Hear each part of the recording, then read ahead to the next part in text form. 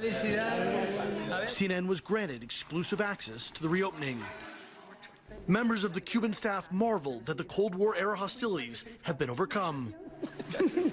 And did you ever think you'd work here and see the change that we've seen the last 6 months? I really never thought that I would see this in my lifetime.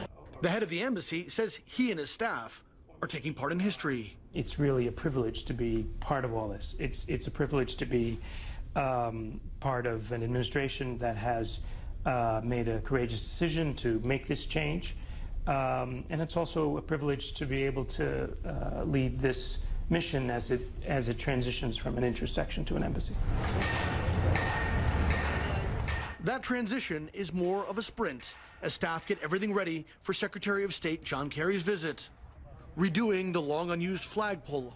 But they will use the Spanish feed, hosting an influx of foreign press and planning for every contingency. After CMR, that anybody would want to go back to the Nacional to use the Wi-Fi there, and that Justin should still be around holding spaces. A long list of challenges in a country where few things ever seem to go right. This is where we keep everything running. Management officer Martina Polt takes us to the basement to get a first look at the sign and the seal that will go on the entrance to the embassy. Pretty cool sign, isn't it? What I'm walking next to is something that hasn't been seen in 54 years in Cuba. It's a sign for the U.S. Embassy in Havana. She says reopening the embassy is the high point of her career. This is fantastic.